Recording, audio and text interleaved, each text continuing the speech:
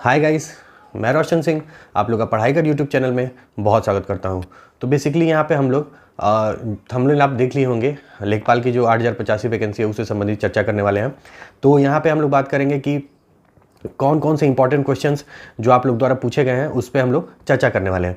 तो शुरू करने से पहले आप लोगों से निवेदन है कि अगर आप लोग final cut off DV cut off से रिलेटेड जो हमारी वीडियो अपलोड की गई थी वो नहीं देखे हैं तो उस पर काफ़ी ज़्यादा 17-18 हज़ार व्यूज़ जा चुकी हैं। आप देख सकते हैं, डिस्क्रिप्शन में उसका लिंक दिया गया है। और अगर जेन्युइन अपडेट चाहिए, पॉजिटिवली मोटिवेटेड रहना है तो डिस्क्रिप्शन में जो टेलीग्राम चैनल का लिंक दिया गया है उस पर आप आके जुड़ सकते हैं।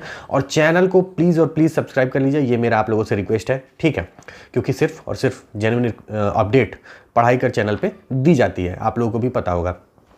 तो चलिए शुरू करते हैं। तो पहला क्वेश्चन होने वाला है कि ये बता दीजिए, मेरे से पूछा गया कि देखिए मैं सारे क्वेश्चंस को नोट करके यहाँ पे लेके आया हूँ, ठीक है? और यहाँ पे क्या क्या हो सकता है पॉसिबिलिटीज़ वो सब मैं आप लोगों से बताने वाला हूँ। तो पहला क्वेश्चन है कि भैया ये बता दीजिए कि OMR शीट में ये दिक्कत कर दी है, ये दिक्कत हो गया है, तो रिजेक्शन के क्या चांसेस बनते हैं और रिजल्ट आने के क्या चांसेस बनते हैं। तो पूरे विस्तार से चर्चा की जाएगी और वीडियो को शॉर्ट रखने की कोशिश करेंगे, ठीक है? और शुरू करने से पहले एक और अपडेट ये है कि आप लोगों को बोनस अपडेट दी जाने वाली है, जिससे एक खुशखबरी के तौर पे आप लोगों के मन में खुशी की लहर कहीं ना कहीं दौड़ ही जाएगी, ठीक है? तो स्टे ट्यून्ड एंड बने रहिएगा हमारे साथ। तो देखिए पहली बात कि OMR शीट कैंसिल होने के क्या क्या चांसेस हैं और किस किस क्या क्या मतलब कारण हो सकते हैं। तो देखिए पहला कारण है कि पेंसिल और जेल पेन का यूज़ नहीं करना होता है, सिर्फ बॉल पेन का यूज़ करना होता है। और उसमें भी ब्लू बॉल पेन का यूज़ करना है तो ब्लू ही कीजिए, ब्लैक बॉल पेन का यूज़ करना है तो ब्लैक ही कीजिए, बदल बदल के मत कीजिए, ठीक है? वहाँ पे आप पेपर देने गए हैं तो ये कहीं ना कहीं कारण बन सकता है अगर आप पेंसिल और जेल पेन का यूज़ कर रहे हैं तो। दूसरा है कि एक से अधिक गोला भर दिए अगर, ठीक है? तो अब डिपेंड करता है कि एक से अधिक गोला भरे कहाँ है। तो एक से अधिक गोला अगर आप क्वेश्चन में भर दिए तो वो क्वेश्चन रिजेक्ट माना जाएगा, ठीक है? वो क्वेश्चन को एक्सेप्ट नहीं किया जाएगा।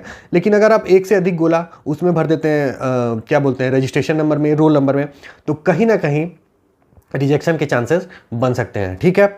अब एक और पॉइंट ये है कि गोला भरते समय आधा या फिर मतलब सर्कल से बाहर आके भर देना। तो देखिए ये कहीं ना कहीं मतलब मान के चलिए 2, 4, 5, 10% कवर कर सकता है रिजेक्शन में। ये इसलिए मैं बोल रहा हूँ कि देखिए कोई व्यक्ति वहाँ पे, मैं आप और कोई हमारी जगह इंसान बैठ के वो चेक नहीं करता है, वो सिस्टम द्वारा सॉफ्टवेयर से वो OMR शीट को स्कैन करवाया जाता है और वहाँ पे चेकिंग होती है, तो वो सिस्टम समझ नहीं पाता है। तो अगर आप आधा गोला भर के छोड़ दिए या फिर गोला से कहीं, देखिए बाहर तो सबका आता है लेकिन बहुत ज़्यादा बाहर एकदम मतलब कह सकते हैं लीपा पोती कर दिए हैं, तो कहीं ना कहीं रिजेक्शन के चांसेस बन सकते हैं। और अगर क्वेश्चन में किए तो सिर्फ क्वेश्चन और रजिस्ट्रेशन नंबर और रोल नंबर में किए हैं तो फिर पूरा मतलब आप समझ रहे होंगे। अब एक इंपॉर्टेंट पॉइंट है कि अगर आपका दिक्कत रजिस्ट्रेशन नंबर में हुआ है, ठीक है? ये इस पॉइंट को आप लोग ध्यान से सुनिएगा कि अगर रजिस्ट्रेशन नंबर मान लीजिए दिक्कत हुआ है, मान लीजिए कि रजिस्ट्रेशन नंबर में 2 गोला भर दिए या फिर व्हाइटनर यूज़ कर लिए, और कई लोग तो देखिए मान लीजिए कि नाखून वाखून यूज़ करके स्क्रैच कर देते हैं, तो ये सब यूज़ कर लिए हैं और रजिस्ट्रेशन नंबर गलत हो गया है, और अगर रोल नंबर सही भरे हैं तो आपका रिजल्ट आने का चांसेस है और रिजल्ट आएगा, रोल नंबर अगर सही है और रजिस्ट्रेशन नंबर में दिक्कत है तो, ठीक है? ये पॉइंट आप लोगों को कहीं ना कहीं बहुत कुछ क्लियर कर रहा होगा। अब अगर बात करते हैं कि व्हाइटनर यूज करते हैं कई लोग और वो स्क्रैच करने वाली बात करते हैं, तो देखिए व्हाइटनर और स्क्रैच करते हैं तो अगर फिर वही बताएंगे रजिस्ट्रेशन नंबर और रोल नंबर में कर रहे हैं तो दिक्कत हो सकती है, और अगर क्वेश्चंस में वो काम कर रहे हैं तो कहीं ना कहीं उस क्वेश्चन को अनएक्सेप्टेड किया जा सकता है, क्योंकि वो सिस्टम करता है तो वो कंसिडर नहीं किया जाएगा। अगर सिस्टम द्वारा मे भी किया भी जा सकता है, नहीं भी किया जा सकता है। तो ये थी OMR शीट से रिलेटेड। अगर इसके बाद भी कोई डाउट होगा तो आप लोग कमेंट बॉक्स में आके पूछिए, टेलीग्राम चैनल से जुड़ कर टेलीग्राम में आके पूछिए, और वहाँ पे कोई रिप्लाई नहीं कर रहा है तो टेलीग्राम में पर्सनली मेरे मैसेज में आके पूछिए, मैं आप लोग का रिप्लाई जरूर करूंगा। और मैं कोशिश करता हूं कि हर दिन 1 या 2 कैंडिडेट से मैं रोज बात करूं। मतलब कि देखिए बात करने के लिए तो बहुत लोग मैसेज करते रहते हैं कि ये ऐसे ऐसे सर प्लीज़ बात कर लीजिए, कॉन्टेक्ट नंबर दीजिए, लेकिन अब सबसे बात नहीं कर सकते क्योंकि मैं भी कहीं ना कहीं मेरा भी जॉब है और रात में सोना होता है तो सुबह उठना आता है। लेकिन 1-2 लोगों से मैं बात कर ही लेता हूँ, ठीक है? समय निकाल के आधा 1 घंटा।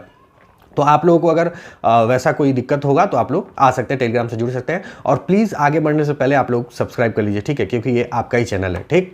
अब हम लोग नेक्स्ट क्वेश्चन पे बात करेंगे कि देखिए एक बहुत इंपॉर्टेंट क्वेश्चन है कि सर देखिए पहले क्या था कि मेरे नाम में थोड़ी सी गलती थी। अब एज एग्जांपल मैं आप लोगों में किसी को कंसीडर नहीं कर रहा हूं, क्योंकि बहुत तेज आप लोग आर्टिकल 19 अभिव्यक्ति एवं वाक की स्वतंत्रता का इस्तेमाल करते हैं और मेरे खिलाफ कमेंट बॉक्स में गाथा गाते हैं, तो मैं अपने ही नाम का इस्तेमाल करूंगा कि मान लीजिए मेरे नाम में फॉर्म भरने से पहले कोई त्रुटि था, तो रोशन है मेरा नाम, तो रोशनी मान लीजिए मेरा नाम गलती से हो गया, ठीक है। तो अब मैं क्या किया सर कि डीवी में होने से पहले, मतलब डिग्री वेरिफिकेशन होने से पहले मैं उस त्रुटि को सुधार करवा लिया हूं, ठीक है। तो अब ये बताइए कि पहले तो गलती भरा हूं और अब सुधार करवा लिया हूं, तो क्या मुझे एफिडेविट बनवाना पड़ेगा या फिर एक्सेप्ट किया जाएगा, कोई दिक्कत तो नहीं होगी? मतलब कुछ बताइए कि क्या, मतलब मुझे क्या करना चाहिए।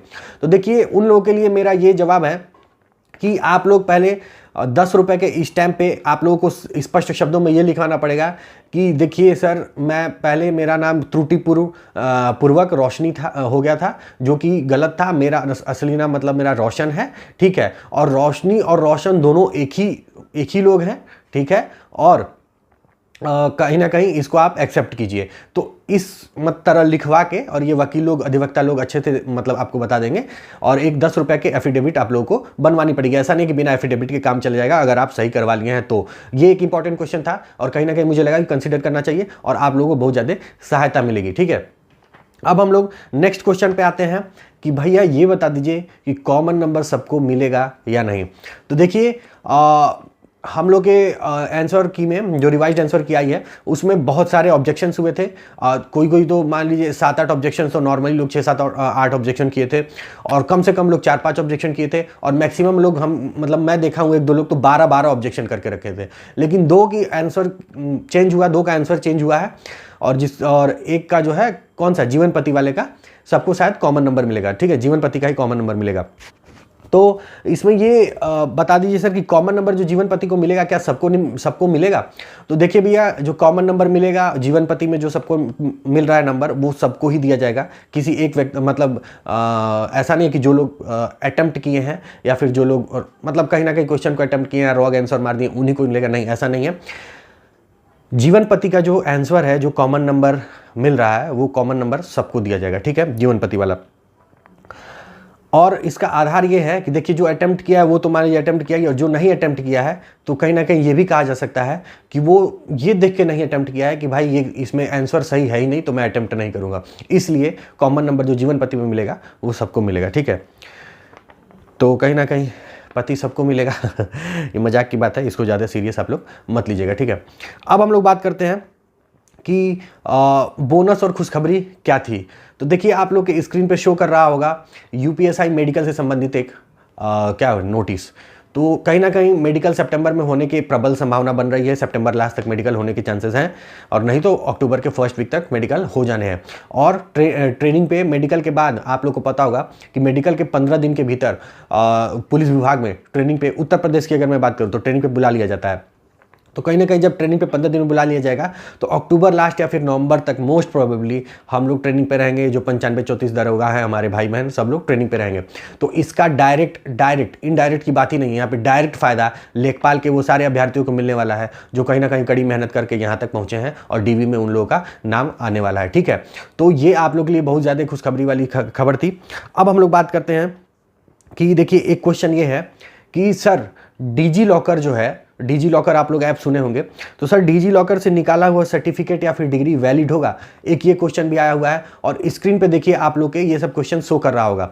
तो देखिए भैया, जो लोग पूछे हैं वो स्क्रीन पे आप लोगों को शो कर रहा होगा। ये मैं इसलिए दिखा दे रहा हूँ क्योंकि विश्वास नहीं होता लोगों को, और कमेंट बॉक्स में आके उल्टा सीधा लिखते हैं और गाली भी बकते हैं। तो मैं ये बता दूं कि देखिए डिजी लॉकर जो ऐप है, एप्लीकेशन है, वो गवर्नमेंट का ही एप्लीकेशन है, और वहाँ पे जितने भी सर्टिफिकेट है, फिर चाहे 10th 12th graduation, post graduation, post doc, जो भी आप उस पर अपलोड कर रहे हैं, वो कहीं ना कहीं गवर्नमेंट जब उस एप्लीकेशन को बनाई है तो गवर्नमेंट उस एप्लीकेशन पे आपके सारे सर्टिफिकेट को एक्सेप्ट करती है। और जब गवर्नमेंट एक्सेप्ट करती है तो ये जो लोग आपका डिग्री वेरिफिकेशन करेंगे वो कहीं ना कहीं गवर्नमेंट द्वारा ही जो है रिक्रूट किए हुए कर्मचारी हैं, तो गवर्नमेंट को ही रिप्रेजेंट कर रहे हैं, ठीक है। तो वो 110% एक्सेप्टेबल होगा, इसमें कोई भी निसंदेह वाली बात नहीं है। तो मुझे लगता है कि ये सारे पॉइंट्स क्लियर हो गए होंगे। अब मैं आप लोगों का 1 मिनट लेके कुछ क्वेश्चंस ऐसे हैं जिस पर डिस्कस करूंगा, कल करूंगा, वो सुन लीजिए। देखिए EWS सर्टिफिकेट से संबंधित डिस्कशन होगी और बहुत विस्तार से चर्चा होगी, कल होगी, क्योंकि थोड़ा सा आज टाइम शॉर्ट है और वीडियो का लेंथ मैं नहीं खींचना चाहता हूं, ठीक है। फिर देखिए एक क्वेश्चन ये है कि क्या सर पेट में मैंने EWS नहीं अप्लाई किया था, लेखपाल में अप्लाई किया था तो एप्लीकेबल होगा। उसका वाइस वर्सा, क्या सर मैंने पेट में अप्लाई कर दिया था, लेखपाल में नहीं अप्लाई किया हूँ EWS सर्टिफिकेट, तो क्या एक्सेप्टेबल होगा? फिर कॉलेज, अब एक क्वेश्चन ये कि सर क्या मैं कॉलेज में हूँ, ठीक है, अभी पढ़ाई के दौरान हूँ, और अगर मेरा सिलेक्शन हो जाता है यूपी लेखपाल में, तो क्या सर मैं जॉब के दौरान अपना ग्रेजुएशन कंप्लीट कर पाऊंगा? और ऐसे मतलब काफ़ी ज़्यादा इंपॉर्टेंट क्वेश्चंस पड़े हुए हैं, ठीक है। देखिए आप लोग देख सकते हैं, ये सारे क्वेश्चंस मैं लेके आया था जो डिस्कस किया, और कुछ क्वेश्चंस मैं कल डिस्कस करूंगा, शाम को वीडियो लेके आऊंगा या फिर कल सुबह मॉर्निंग में आप लोग को अपडेट मिल जाएगा। तो इसीलिए अगर जेन्युइन अपडेट चाहिए तो जुड़े रहिए, और वीडियो कर लेने ज़्यादा जाएगा तो मुझे भी अच्छा नहीं लगेगा, आपको भी अच्छा नहीं लगेगा, अपलोड करने में, एडिट करने में दिक्कत होगी। तो अगर ये इंफॉर्मेशन जेन्युइन लगी हो तो प्लीज डिस्क्रिप्शन में लिंक दिया गया है टेलीग्राम चैनल का, वहां पे आके जुड़ जाइए और चैनल को सब्सक्राइब कर लीजिए, क्योंकि सिर्फ और सिर्फ यहाँ पे क्या जेन्युइन अपडेट दी जाती है। आप लोगों को समझ में आ रहा है जेन्युइन अपडेट का मतलब? और यहाँ पे नेगेटिविटी भी नहीं फैलाई जाती है, ठीक है। और एक और चीज़ कि अगर आप लोगों को पॉजिटिवली मोटिवेटेड रहना है तो भी यही चैनल, पढ़ाई कर चैनल पे आप लोग सब्सक्राइब कर लीजिए। Thank you so much, please subscribe and support.